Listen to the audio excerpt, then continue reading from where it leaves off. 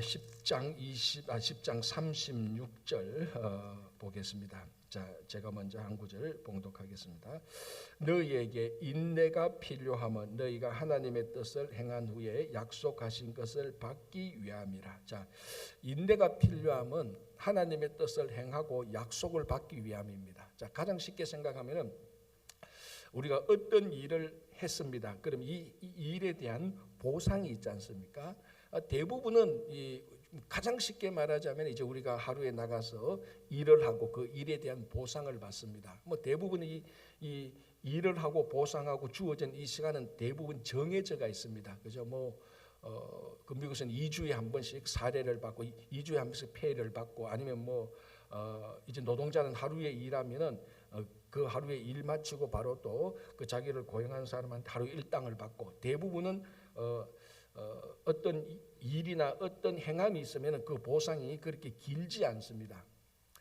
그런데 이제 오늘 10장 36절은 하나님의 뜻을 행하고 약속을 받기 위해서 인내가 필요하다 그럽니다. 자, 보통 노동자가 하루 일하고 난 다음에 그 약속 받는 데는 이게 정상적인 시스템이라면 인내가 필요하지 않습니다. 5시 오후 4시나 5시 딱 끝나면은 고용주가 와서 자, 오늘 수고하셨습니다. 이렇게 줍니다.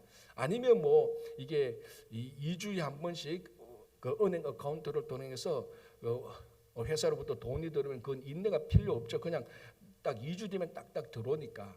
자, 이런 요즘 우리가 살아가는 이 삶의 시스템에서는 내가 일을 하고 그 일에 대한 보상을 받는 데는 별로 인내가 필요 없습니다. 물론 이제 고용주가 속이고 노동한 대가를 안 주면은 일은 열심히 하고 그 보상을 못 받았으니까 또 법정 소송에 들어가고 이러다 보면은 6개월 때는 1년 인내가 필요합니다. 그죠? 그러나 이제 대체로 정상적인 시스템에서는 그런 인내가 필요 없는데 이렇게 보자면은 히브리서 10장 36절은 하나님의 뜻을 행한 후에 그 약속이 이루어지기까지는 인내가 필요하다. 자, 이거는 뭡니까? 뭘 전제하는 겁니까? 우리가 하나님의 뜻을 행하고 난 다음에 약속을 받기 위해서는 시간이 짧다, 길다, 길죠. 기니까 인내가 필요하죠. 길지 않으면 인내가 필요 없습니다. 자, 그러니까 어떤 일을 행했고 하나님의 약속을 받는데 이거는 하나님의 약속을 받는 이 타이밍은 하나님의 타이밍입니다. 이제 긴 시간입니다. 이것을 어떻게 하나님의 타이밍을 맞추어 갈까? 그리고 우리가 일을 행한 것과 보상 사이에는 틈이 있는데 이 틈을 무엇으로 메울까? 그게 인내라는 겁니다. 인내. 그래서 우리 신앙이 성숙하고 한 사람의 신앙이 위대하다는 것은 인내가 길다는 겁니다. 보통 또 우리 그렇지 않습니까? 인내가 오랫동안 기다려서 받는 상은 항상 큰 상입니다. 큰 상이 오래 기다린 자에게 주지 별로 기다린 자에게는 별로 기다린 자에게는 큰 상이 주어지는 법이 잘 없죠. 그러니까 이 인내가 길면 길수록 신앙이 더 위대한 것이고 신앙이 더 성숙한 것이고 나중에 보상은 더 큰 겁니다. 자, 이제 우리가 11장을 보면은 이제 믿음이 나오는데 이제 11장은 믿음장인데 아브라함을 보십시오. 이제 11장 여기 이제 그 9절인가요? 8절부터 아브라함이 이게 쭉 나오는데 우리가 꼭 11장을 안 봐도 창세기 아브라함을 통해서 알 수 있지 않습니까? 아브라함이 왜 위대한 자인가? 왜 아브라함의 신앙이 좋은가? 왜 아브라함을 믿음의 조상이라고 말하는가? 거기에는 실제로 아브라함의 믿음에 따르는 인내와 순종이 있었기 때문이죠. 자, 하나님께서 아브라함에게 주신 약속이 뭡니까? 하늘의 별처럼 바다의 모래처럼 너 자손을 많게 하고 이 자손이 살 땅을 주겠다라고 말씀합니다. 자, 우리 창세기에서 몇 번이나 봤다시피 실제로 그러면은 그 약속을 받았을 때 아브라함의 나이가 75세, 사라 나이가 65세, 생리적으로 자녀를 낳기가 어려운 때 그 약속을 받았습니다. 자, 그거는 그 약속을 믿음으로 받았고 그것도 좋은데 하늘의 별처럼 바다의 모래처럼인데 아브라함이 죽기 전까지 약속의 자손은 한 명이었습니다. 그리고 아브라함이 죽기 전에 자기가 자기 소유로 된 땅은 하나밖에 없었죠. 뭡니까? 막벨라 굴밖에 없었어요. 하늘의 별처럼 바다의 모래처럼 많은 사람이 살겠다고 약속을 했고 그 약속을 믿었는데 자기가 죽기 전까지는 한 명밖에 없었고 이 자녀 한 명에 물려준 땅도 없었어요. 사실은 그 장사 지낼 막벨라 굴밖에 없었다고. 자, 그러면 아브라함이 우리 창세기를 볼 때 아브라함이 죽을 때에 내 이 믿음이 잘못됐구나라고 한탄하면서 죽습니까? 아니지 않습니까? 그래도 자기는 죽기 전까지, 죽을 때까지 하나님의 약속이 이루어지지 않았어도 그 믿음을 버리지 않고 인내를 했다고요. 그러니까 자기가 죽을 때에 그 약속이 이루어지지 않았는데도 그 믿음을 가지고 그대로 죽었다고요. 그러면은 이제 우리가 늘 하는 것처럼 아브라함은 실패했네? 과연 그건가요? 자, 하나님께서 분명히 약속을 하기를 뭔가 하면은 너 자손을 하늘의 별처럼 바다의 모래처럼 많게 했다는 것은 네 당대에 이거 다 이루어지겠다, 그런 약속하신 거 아니에요. 아브라함을 통하여서 하늘의 별처럼 바다의 모래처럼 이루겠다는 것은 당대가 아닙니다. 아브라함이 그걸 믿었죠. 그러면 아브라함이 이 약속이 이루어지는 것을 인내는 어느 정도인가? 죽고 난 다음에도 인내예요. 이 시간적으로 보면은 뭐 죽은 사람이 뭘 인내하겠나만도 죽고 난 다음까지 인내입니다. 최소한 죽을 때까지, 끝까지 죽을 때까지 인내를 한 겁니다. 그래서 제가 방금 말씀드린 것처럼 한 사람의 신앙이 위대하고 성숙의 척도 가운데 하나가 뭐냐? 얼마나 믿음을 가지고 인내하느냐는 겁니다. 얼마나 인내. 그 인내가 길면 길수록 하나님의 약속은 더 위대한 것이죠. 그래서 우리가 기도했는데 이거 일주일 한 달 기도했는데 안 이루어지네. 이거 안 되는갑다.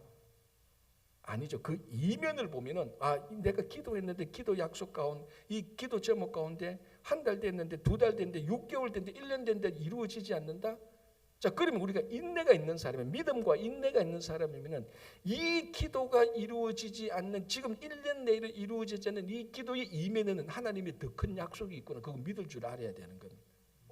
1년을 기도했는데도 안 이루어지네.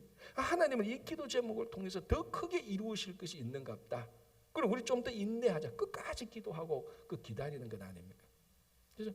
그래서 오늘 10장 36절 너희에게 인내가 필요함은 너희가 하나님의 뜻을 행한 후에 약속하신 것을 받기 위함이라.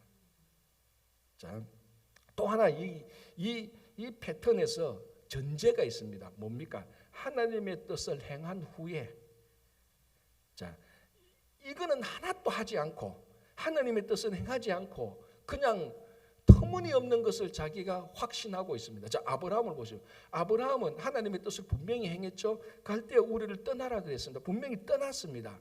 그런 하나님의 뜻에 순종한 것이 있는 것입니다. 하나님의 뜻을 행한 것이 있는데 하나님의 뜻은 하나도 행하지 않고 지 마음대로 지 좋을 대로 살고 자기 하고 싶은 대로 다 해놓고 이걸 하나님의 뜻을 행했다고 착각하고, 그거는 백날 인내해도 말짱 헛수고입니다. 자, 오늘 여기서 분명히 우리가 크게 해야 될 건 대전제가 하나님의 뜻을 행해야 되는 겁니다. 자기 뜻을 행하는 게 아니고 자기 마음대로 살고 자기 좋을 대로 사는 게 아니에요.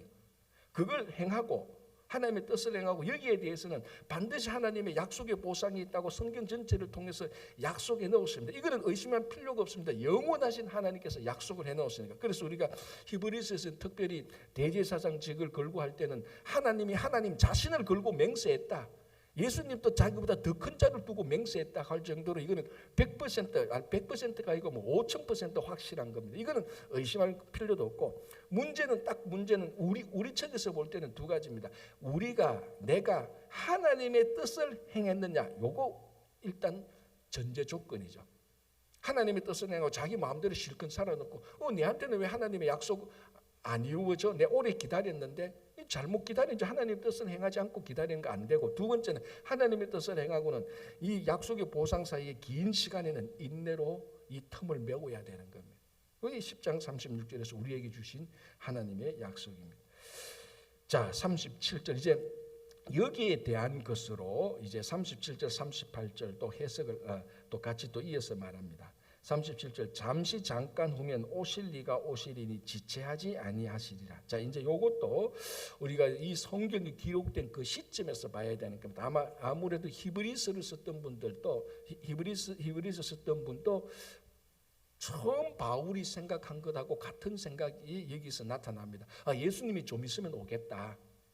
사도 바울이 처음에는 확실히 무슨 생각이 있는가 하면 자기 죽기 전에 예수님께서 곧 재림하실 거라고 처음에 확신했어요.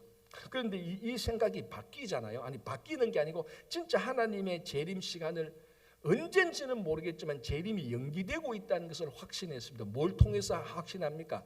선교를 해보니까, 전도를 해보니까 구원받아야 될 사람이 너무 많은 거예요. 근데 하나님이 지금 오신다면은 이 사람들 다 심판받을 거야. 그래 바울이 그 뜻 가운데서 사랑의 하나님께서 이 사람을 다 심판하지 않으실 거다. 많은 사람을 구원하실 거다. 그러면은 이게 예수님께서 오시는 것을 연기하겠구나. 나중에 오시겠구나 것을 알았습니다. 제가 그거는 이미 사도 바울 할 때 제가 얘기를 드렸고, 이 히브리서도 지금 히브리서 썼던 분도 어떤 생각이 있는가 하면은 아마 히브리서 썼던 사람도 조금 있으면은 자기 당대는 아닐지는 모르겠지만 내 후손 때 우리 자녀 때에 예수님이 오실 것 같다는 그런 생각이 있습니다. 37절 잠시 잠깐 후면 오실 리가 오시리니 지체하지 아니하실 것이다. 곧 오실 것이다. 그러니까 뭐가 필요합니까? 인내가 필요하죠. 곧 온다. 약간만 더 참아라. 약간만 더 참자. 약간만 더 참아라. 예수님께서 오실 거다. 저 유대인들이 같은 동족 유대인들이 늘 핍박하고 조롱하고 막 로마 제국 황제가 그 황제 숭배 안 한다고 막 조롱하고 막 핍박하고 어떤 재산상에 어떤 많은 손해가 있다 할지라도 조금만 참아라. 예수님께서 곧 오신다. 인내를 계속 독려하는 겁니다. 거기 지금 37절에 나타나 있는 거죠. 그죠? 자, 여기서 이제 우리가 하나 또 중요한 것은 이 말을 듣는 사람은 큰 이 말이 위로가 되는 겁니다. 자, 우리 신앙에 있어서 참 중요한 게 뭔가 하면은 흔히 하는 말로 종말 신앙 이렇게 말을 합니다. 종말 신앙은 뭐냐면은 이제 곧 이게 이제 예수님의 재림 신앙하고 같은 말이죠. 여기에 대해서 많은 것이 논의할 수 있지만 첫째 한 가지는 간단하게만 첫째 한 가지는 언제든지 예수님께서 오셔도 세상에 종말이 있어도 그걸 웰컴할 수 있는 준비가 되어 있어야 된다는 겁니다. 언제나.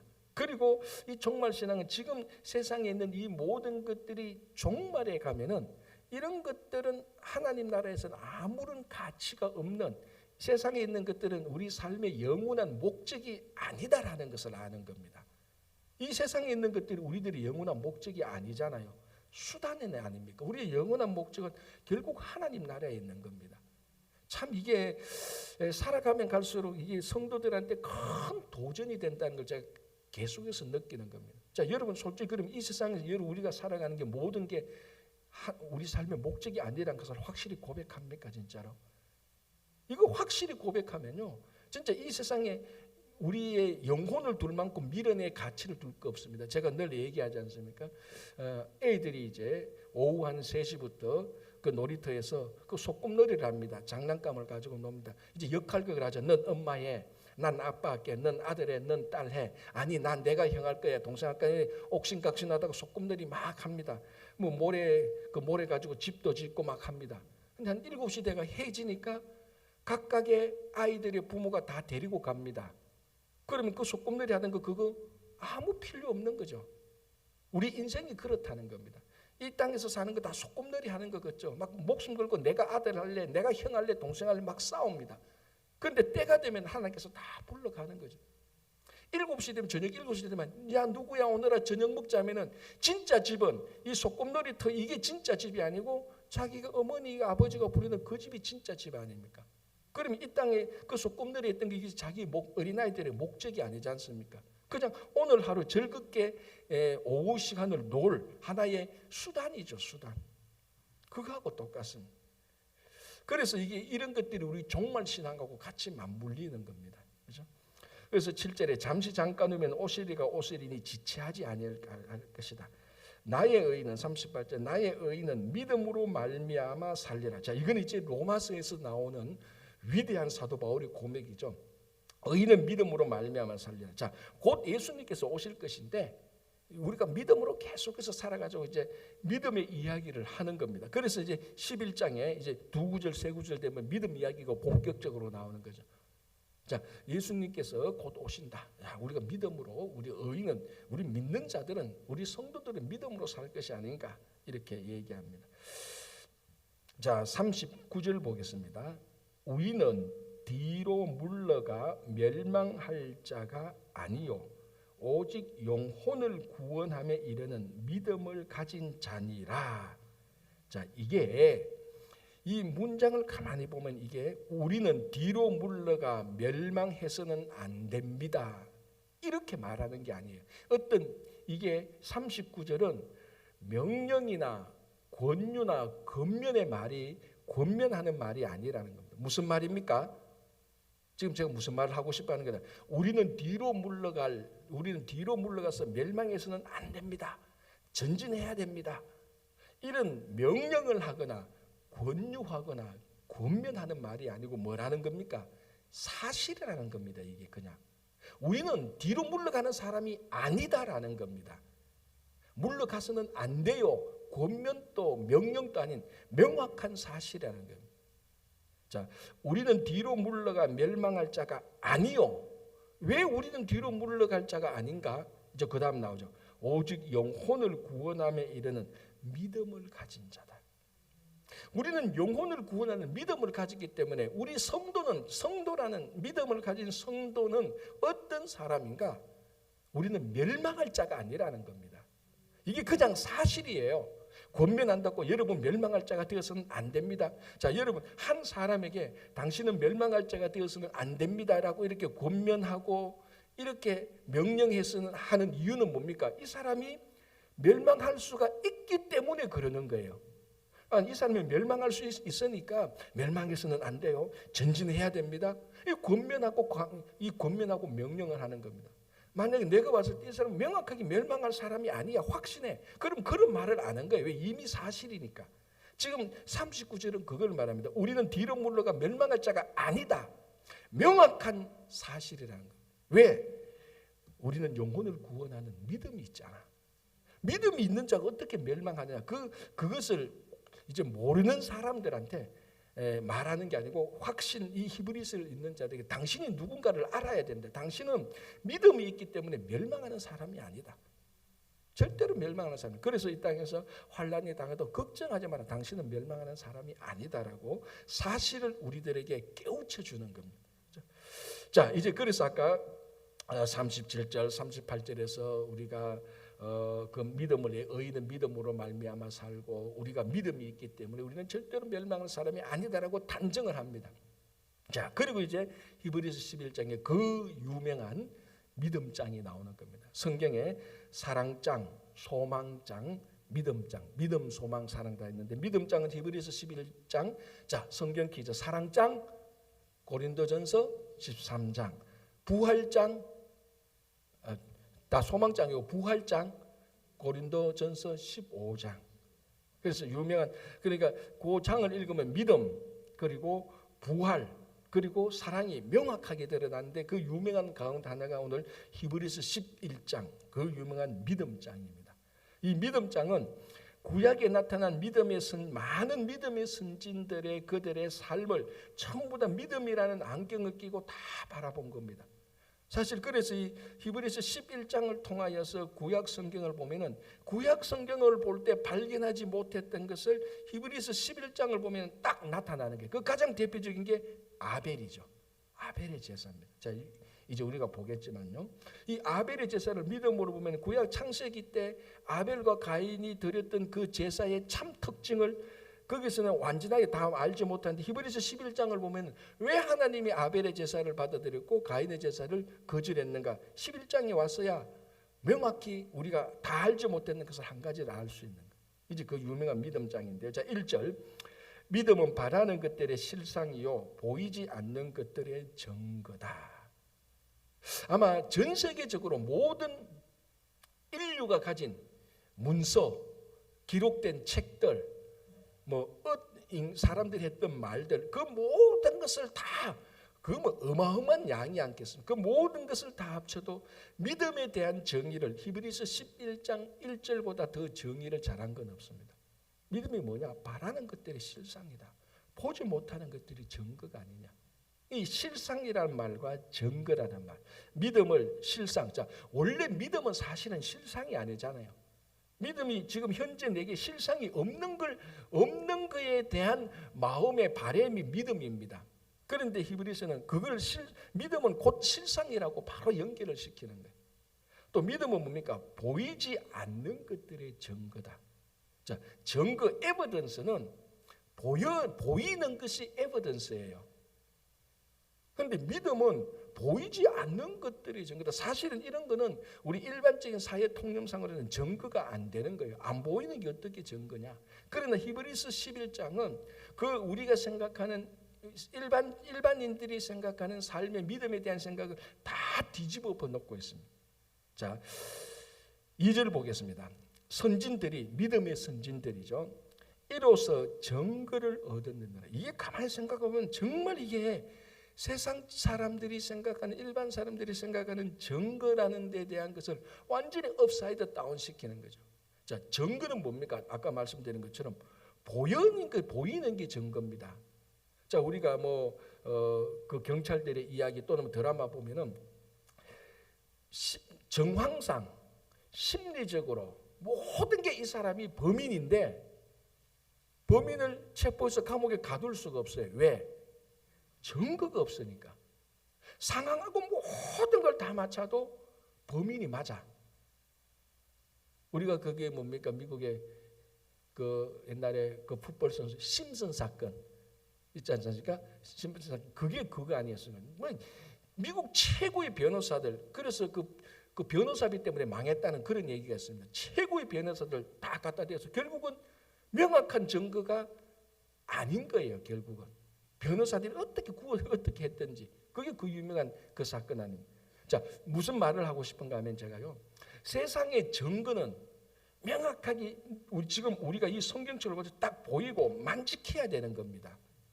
그런데 오늘 히브리서 11장은 무엇이 증거라고 말합니까? 믿음이 증거라는 겁니다. 이거 법정에 가서 나는 믿음이 있으니까 이걸 내 증거로 삼으시오. 그러면 법정에서는 다 조롱거리예요.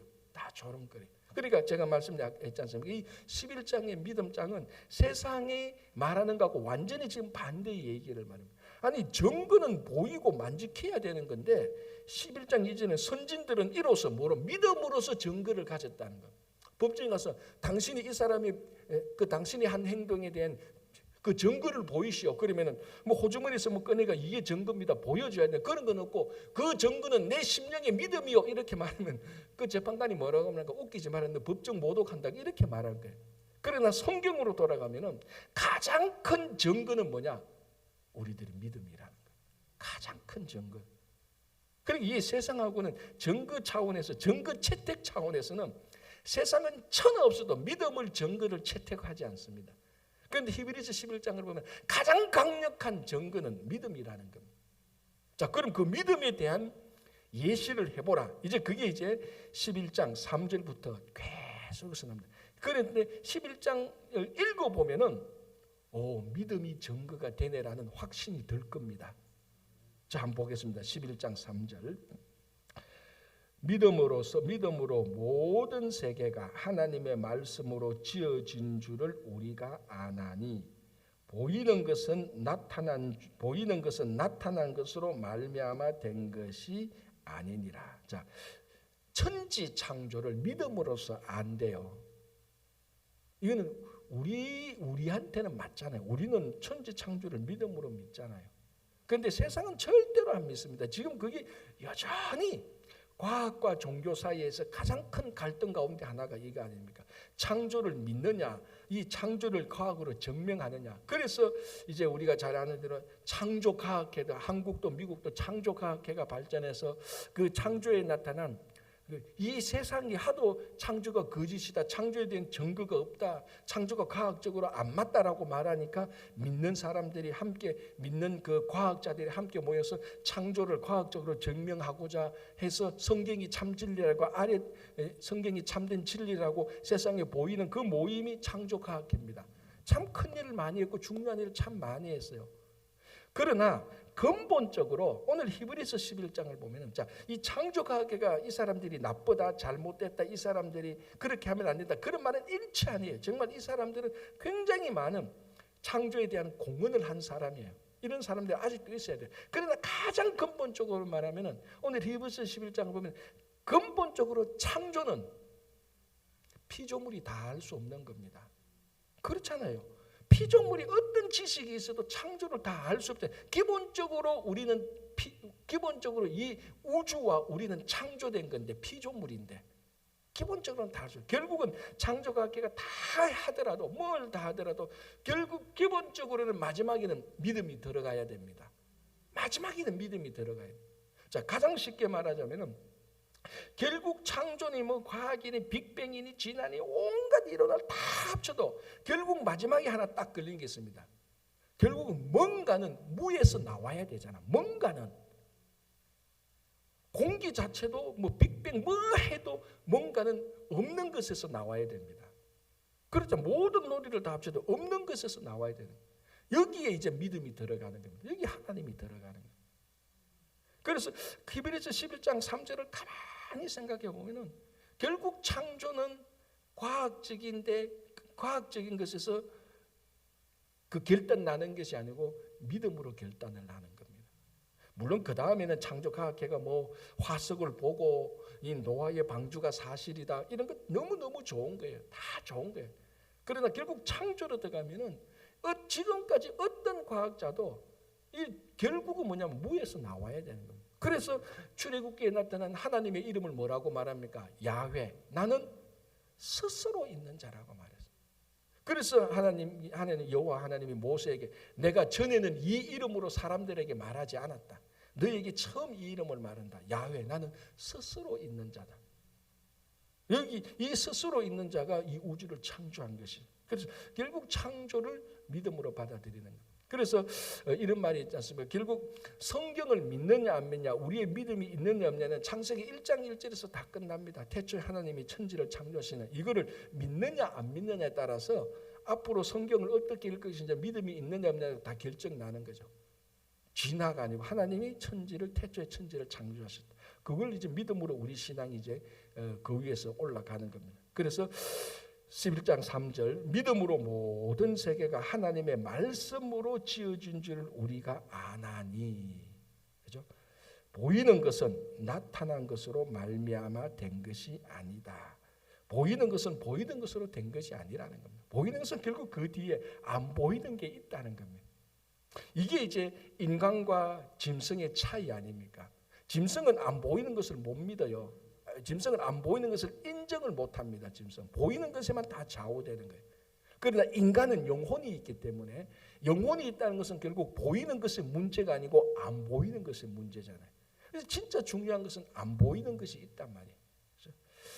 자, 4절 믿음으로 아벨은 가인보다 더 나은 제사를 하나님께 드림으로 의로운 자라 하시는 증거를 얻었으니 하나님이 그 예물에 대하여 정언하심이라. 그가 죽었으나 그 믿음으로서 지금 또 말하느니라. 자, 이게 아까 제가 얼핏 말씀드린 것처럼 창세기에 나타난 가인과 아벨의 제사, 가인이 아벨을 죽였던 그 에덴 동산 이후의 삶에 대해서 오늘 히브리서 11장 4절 한 구절에서 중요한 얘기를 하고 있습니다. 자, 가인이 하나님을 믿었습니까? 안 믿었습니까? 가인이 하나님을 믿었죠. 믿었으니까 하나님께 제사를 드렸죠. 여러분 많이 착각하고 있는데 아벨은 하나님을 믿어서 제사를 드렸고 가인은 하나님도 안 믿었다는데 천만에요. 가인 하나님을 믿었어요. 안 믿을 수가 없죠. 그때는 뭐 아담과 하와 가인 아벨밖에 없으니까 가인이 하나님을 믿었습니다. 아벨도 하나님을 믿었어요.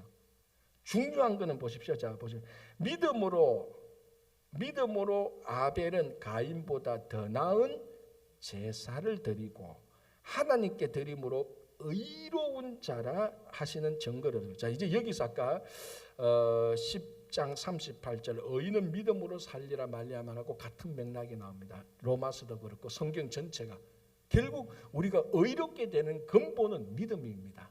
자, 여기서도 아벨도 의로운 제사를 드림으로 의롭다고 인정을 받은 그 믿음의 제사를 드림으로 가인보다 더 나은 제사를 하나님께 드림으로 의로운 자라. 그러니까 이게 이제 믿음의 예물 아닙니까? 믿음으로 제사를 드려서 믿음으로 제사라는 것을 해서 믿음이 나타났을 때 이 예물에 대한, 자 여기서 이제 믿음은요 하나님에 대한 믿음이 아니에요. 예물에 대한 믿음이에요. 가인도 하나님에 대한 믿음은 있었어요. 그러니까 제사를 드렸던 거예요. 여기서 지금 포커스는 예물입니다. 예물. 그래서 우리가 가인과 아벨의 그 제사를 보면 왜 하나님께서 가인의 제사는 거절하고 왜 하나님께서는 아벨의 제사를 받았냐, 창세기 읽어보면 완전하지 못합니다.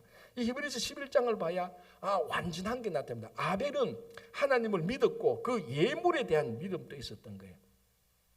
하나님께서 그런 예물을 드리라, 하나님께서 이런 예물을 좋아하시는구나라고 믿음을 가지고 그 예물을 드린 거예요. 그러니까 가인은 하나님은 믿었지만은 자기 마음대로 예물을 드린 거예요. 자기 좋은데 자기 방식으로. 예물에 대한 믿음이 없어요. 그래서 자 보십시오. 4절에 하나님이, 4절 중간에 하나님이 그 예물에 대하여 정언하심이라. 자 뭔가 하면은 가인도 아벨도 다 하나님을 믿었어요. 근데 결론적으로 말하자면 하나님을 믿었지만 우리가 살아가는 방식, 이 살아가는 방식, 이것도 하나님을 믿는 것으로 살아가야 되는 겁니다. 하나님은 믿는데 자기 마음대로 살아요. 하나님은 뭔데 예배도 마음대로 드리고 싶으면 드리고 안 드리고 싶으면 안 드려. 그런데 하나님은 분명히 믿어. 삶의 방식은 자기 마음대로 해. 요구하고 똑같은 거예요. 그래서 하나님께서 아벨의 제사를 받았습니다. 왜? 여기는 믿음이 있으니까. 그리고 가인의 제사는 거절했어요. 그렇다고 해서 하나님께서 가인을 거기서 죽였습니까? 안 죽였죠. 왜? 가인은 하나님은 그래도 믿으니까. 그런데 이제 가인이 거기에 대해서 화가 나서 아벨을 죽이는, 이제 그거는 이제 우리가 창세기에 나오는 겁니다. 자, 여기서 중요한 것은 이 아벨이 드린 예물이 믿음이었다는 겁니다. 무슨 말인가 하면은 우리가 이 땅에서 살아가는 삶 자체가 믿음이어야 되는 것입니다. 예배를 드릴 때, 하나님께 기도를 할 때, 말씀을 읽을 때, 고난 중에 있을 때 그 모든 삶의 방식이 다 믿음이어야 되는 겁니다. 많은 사람이 하나님을 믿어요. 너 하나님 믿는데 살아가는 방식 보면 하나님을 안 믿고 자기 마음대로 사는 거예요. 마치 가인이 제사 드리는 것처럼. 하나님께서 그런 삶은 받지 않아요. 그래서 여기서도 보면은 예물에 대하여 정언하심이라라고 말합니다. 그래서 우리 삶의 가장 기초가 믿음이 되는 것을 우리가 알 수 있는 것입니다. 자, 마지막으로 4절 끝부분에 그가 죽었으나, 가인에 의해서 죽잖아요.